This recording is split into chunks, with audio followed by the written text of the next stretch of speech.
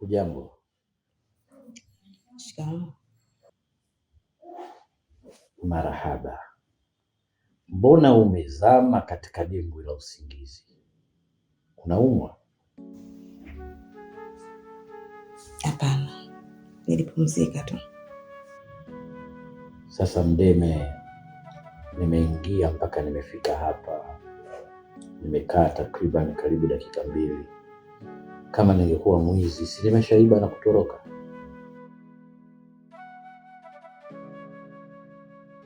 Yaani nilipitiwa tu ghafla usingizi.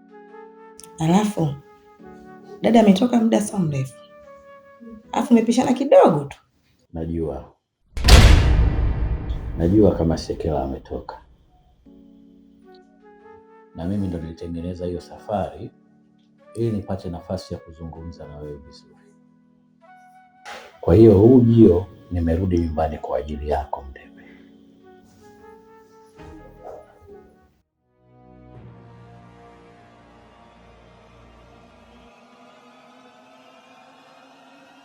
Mdeme, kiufupi mimi nimechoshwa kabisa na hizi drama zako. Yaani ifike kipindi uwe na uungwana, uwe na busara angalau kidogo. Unafahamu kwamba mimi na wewe tulikuwa na mahusiano ya kimapenzi kabla hata sijafahamiana na dada yako, na tulipendana sana, na kila mtu hata baada ya kupoteana hajawahi kupoteza kumbukumbu ya mwenzie. Kipi hasa kinacholeta ugumu kurudisha haya mahusiano baina yetu walau kwa siri? Mr. Ganyai, yaani wewe hujui ugumu uko wapi? Wakati unajua kabisa da Sekela. Najua hahitaji kunikumbusha. Nafahamu kwamba Sekela ni dada yako, lakini wewe na mimi penzi letu lilikuwa ni penzi la kwanza, first love, kabla hili la penzi lililoko sasa hivi. Na ukipima thamani ya upendo nilokuwa nao kwa dada yako na upendo nilokuwa nao kwako, ni vitu viwili tofauti. Na kupenda na kuhitaji. Na ndio maana nimekwambia mara kadhaa, dada yako hata kitakiwa nimwache sasa hivi nitamwacha kwa ajili yako. Yaani imefika kipindi mimi sina raha na amani ya maisha yangu. Sasa kama unaona labda hatuwezi kuwa kama tulivyokuwa zamani, basi angalau hata kwa siri tuwe tunakumbushia. Sipati usingizi, sili chakula kikashuka, sinywi maji yakapita kwa ajili ya haya mateso. Mpaka lini? Mr. Ganyai, hebu nielewe. Tambua ule mimi dada yangu damu, baba mmoja mama mmoja. Hivi kweli tufanye haya mambo akija kujua? Alafu kama unaona labda haiwezekani tukarudiana katika ile hali kama ya mwanzo, basi hata tuwe tunakumbushia. Yaani lipigeni, kipi kipya Mdeme? Hebu tafadhali naomba penzi lako tena. Siwezi kuishi bila wewe. Hata mimi pia siwezi kuishi bila wewe. Nakupenda. Na nasikia wivu unapokuna na dada. Kila siku nakwambia mimi siwezi. Lakini mimi siwezi. Wala usiwe na wasiwasi. Lisikutishe hiyo. Kwa hiyo unaniambia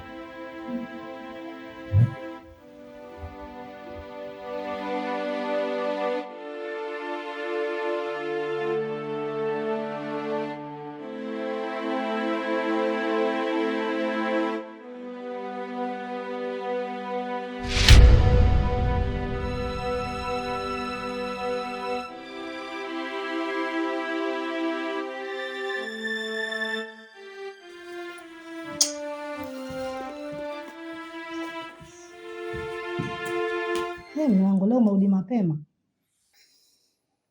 ya nimewahi kurudi mapema. Vipi kwani? Safi. Ujumbe wangu nakunese.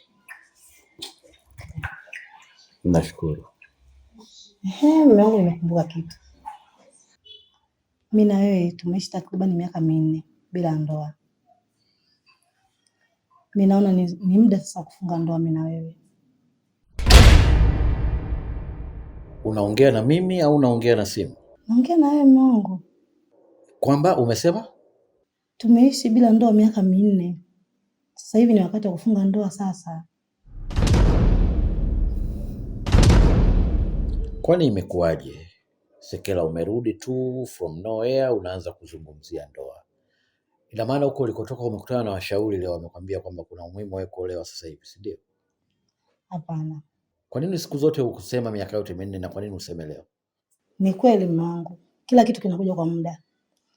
Mwanzo tulikuwa tunaishi kwenye nyumba ndogo tu. Sasa hivi nashukuru Mungu, mashallah, tuna nyumba kubwa ya kutosha ya kupanga familia yetu. Ama kweli maskini akipata matako uliambwata. Kwa hiyo unaanza kujitengenezea mazingira ya kurithi sasa, si ndio? Sina maana. Sitaki.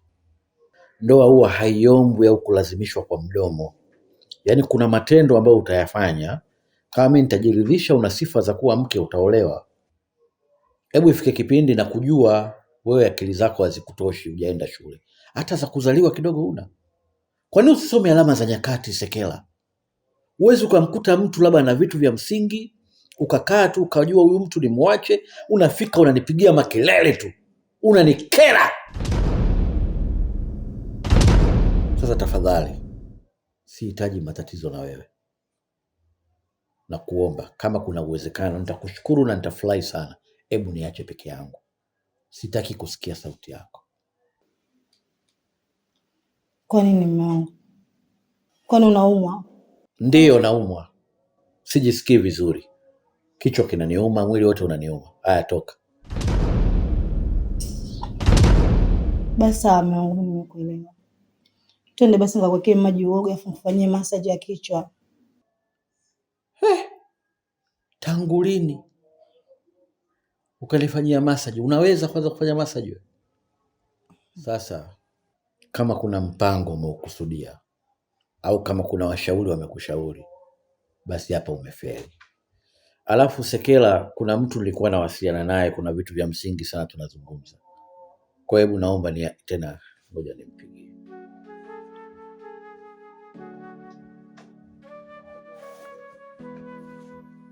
Janjaro. Niambie. Sasa hebu tukutane basi hapo pabu hapo tulipokutana juzi hapo tulipokula nyama hapo. Wacha bwana. Nimesikia wahudumu kontena zima wameshushwa hapo, wahudumu wapya kabisa. Bwana, nakuja sasa hivi.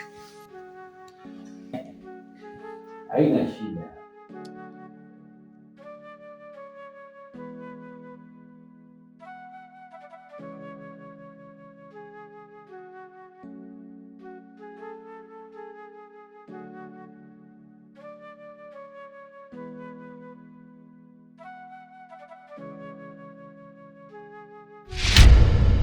Mr. Kilunga. Niambie bwana Ganyai.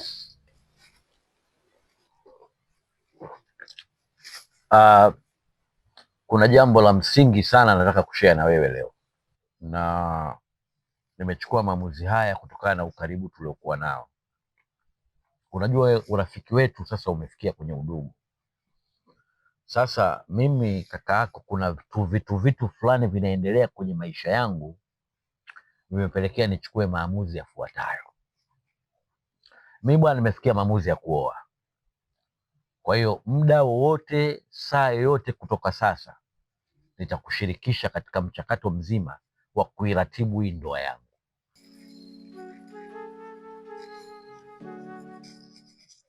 Bwana Ganyai, miongoni mwa siku umeongea jambo lenye faida. Nafikiri leo umeongea jambo kubwa sana. Japokuwa jambo hili unalolisema hapa halitaniongezea mimi chochote, haitanipa faida hata ya shilingi 10. Lakini kwa kuwa umeongea kuhusu kuoa, mimi naona ni jambo la heri sana.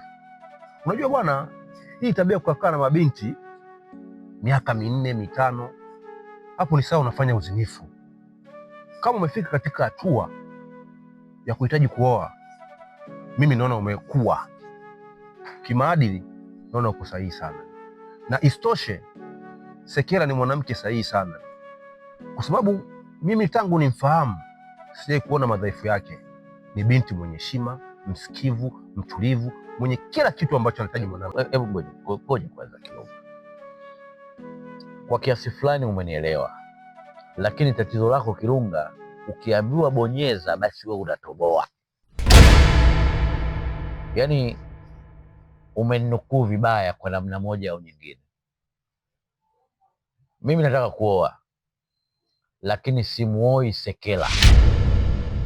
Badala yake nataka kumuoa ni Mdeme ambaye ni mdogo wake na Sekela, baba mmoja mama mmoja.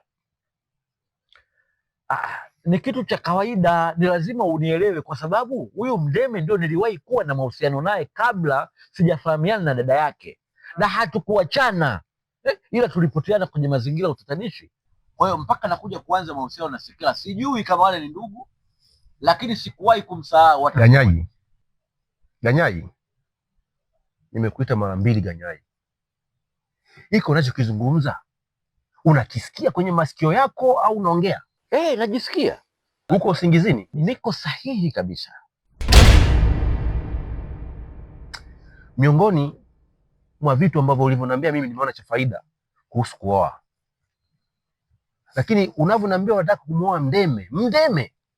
Ayo, yani mimi nakwambiaje, yule nimekaa naye miaka 4. Katika miaka 4 kwa nini sikumuoa? Hakuwa chaguo langu, hakuwa wife material. Ndio maana hiyo riziki haikuwepo, ndoa anapanga Mungu jue. Lakini mdogo wake amerudi katika kipindi kifupi tu, natangaza ndoa. Hapo unaonaje?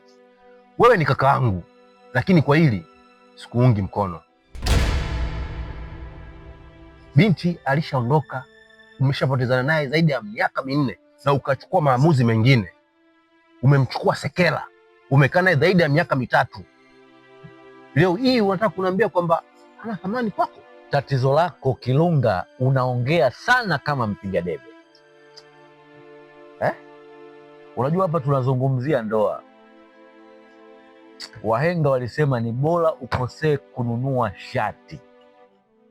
Utanunua shati lingine, lakini sio ukosee kuoa. Alafu viko vitu vya kumshauri mtu, lakini sio mahusiano, sio mapenzi. Yaani hiyo nikwambie kabisa. Yaani vipo vitu vya kumshauri mtu, lakini katika idara hiyo muachie mtu afanye maamuzi yake. Bwana Ganyai, mimi jua hili sikuungi mkono. Sawa, wewe ni brother wangu na umenizidi kila kitu, lakini jua hili siwezi kuikubali dhambi iendelee kufanyika. Sasa kwani lazima? Basi mimi sitaki. Hapo cha msingi sasa tuendelee kupata maji, kunywa, ulewe, na kama umechoka nenda kalale, lakini usijifanye wewe unajua sana kuliko mimi. Amka Ganyai, amka. Hiki unachokifanya sio sahihi ardhini hata mbinguni. Au ushalewa tayari? Naongea na wewe, unaongea na pombe. Sasa wewe hujawahi kunipinga. Tangu lini ukanipinga mimi? Yaani ni hivi ndio utambue kabisa kwamba sikuwahi kukupinga hata siku moja, lakini juu ya hili sitakuwa upande wako. Taki, si nimekwambia sitaki, kwani lazima? Ni hivi, Sekela kwangu mimi sio kwangu tu. Hata kama nitaelezea familia yangu juu yako, Sekela ni mwanamke kwako. Achana na hizo habari za Mdeme. Mwanamke kashapotea miaka 4 5, kunajua kapitana kitu gani? Tena anarudi kwako akikuletea maradhi, unakurupuka tunaye, unaanza kuwapokea vitu vingine ambavyo haviwezi kuruhusiwa kwenye akili yako hata kwenye moyo wako. Bwana, basi tufanye shortcut. Hapa no, sitaki. Hebu amka kutoka usingizini brother. Mimi naona upo kwenye ndoto. Hiko unachokifanya si halali na si sahihi. Wewe ziba masikio yako, lakini utakapoamka kesho utakuja kutambua mimi nini ninachokisema kwako. Leo usiunielewi, lakini utafahamu mimi ninachokimaanisha.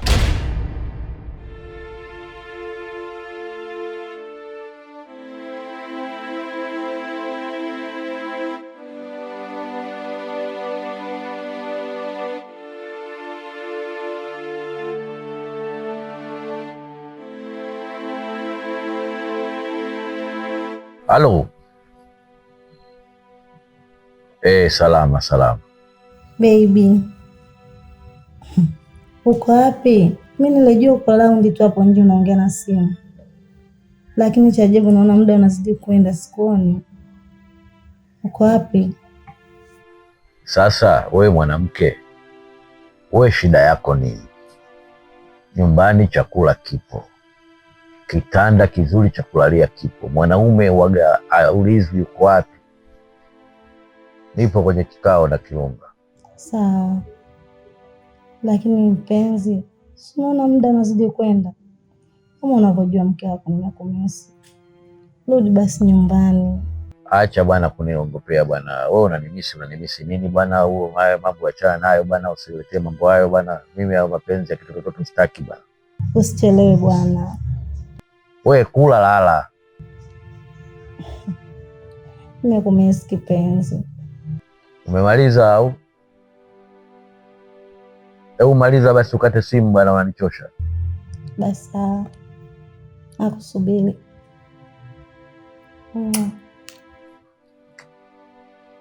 Bwana Ganyai. Sikela ndo mwanamke Ganyai. Tazama jinsi gani anavyoongea kwa upendo hivyo. Anakubembeleza. Bwana, hayo mazungumzo unaongea wewe, lakini kwangu mwanamke hana hiyo thamani. Sasa ngoja nimpigie mwanamke ambaye anaukonga moyo wangu.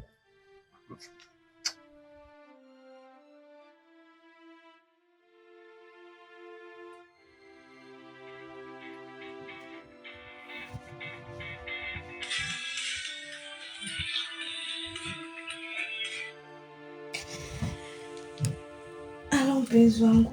Bebe baby. Niambie kipenzi changu. Poa, Zamida. Mbona sauti yako unaonekana kama umelala mapema? Kwa nini? Unauliza kwa nini? Jibu unalo. Yaani umenichosha mpenzi wangu. Hapa nipo hoi. Yaani wewe umekuwa kama kiungo mshambuliaji. Kote kote upo. Unapiga kama Pele.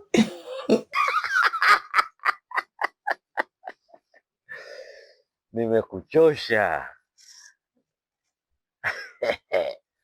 Ndio maana uliambiwa ng'ombe azeeki mahindi.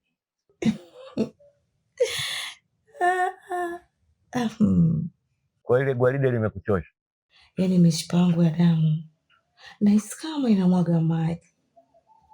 Unajua nimekuwa nyororo, yaani nimekuwa mwepesi. Mwaka huu umeniweza wewe. Vipi lakini dadako haja kushtukia kwamba tumepiga show hapo leo mchana? Hata hajashtukia chochote, ila alikuja humu ndani akaniuliza, mdogo wangu vipi, mbona kimya, unaumwa? Nikamwambia ndio naumwa tumbo letu lile la mwezi. Akaondoka.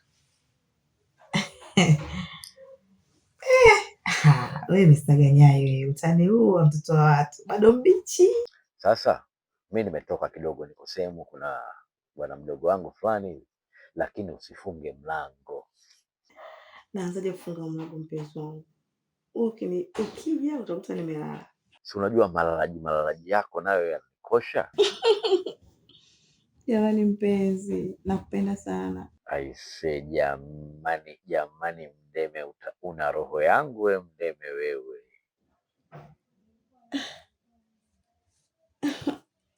Nakupenda pia.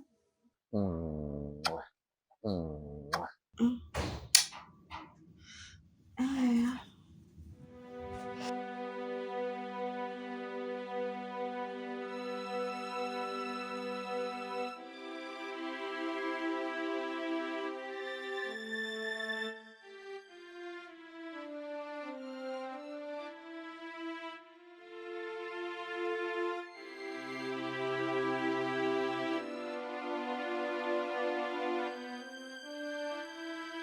Ganyai, hizo dawa zimekuingia sawa sawa, sio akili ya kawaida. Yaani huyo binti mdeme mimi naamini kwa 100% ni mshirikina.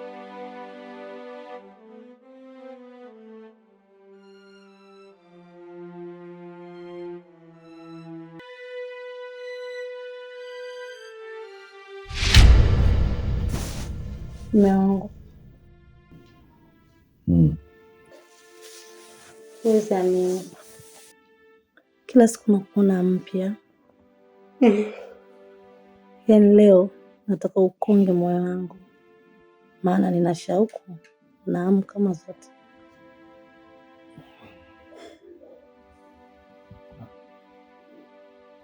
Sekela, Be,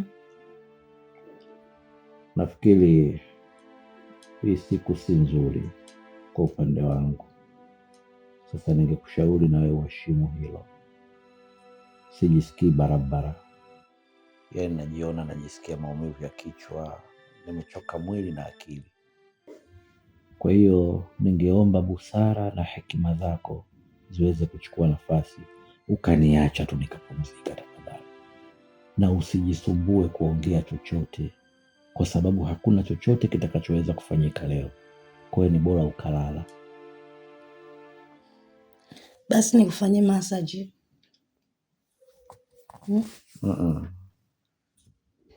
Sihitaji kufanyiwa massage. Asante na shukuru.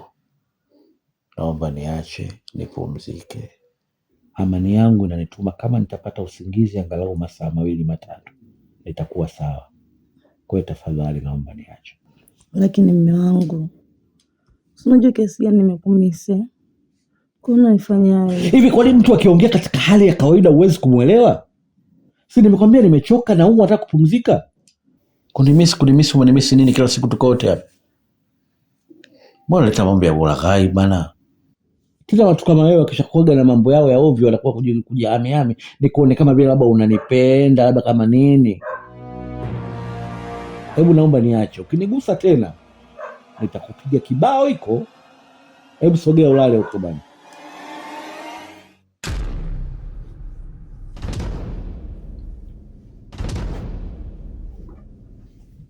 Basi mtu mwenyewe bora hayo maneno yote ungekuwa ukipewa hiyo haki yako unawajibika. Ukikaa tu kama gogo, una ubunifu, una vitu vinavyoeleweka. Unakuja pale nimekomeshi, mapenzi yenyewe yako mdomoni tu. Kufundwa au kufundishwa wewe namna kumtumikia mumeo.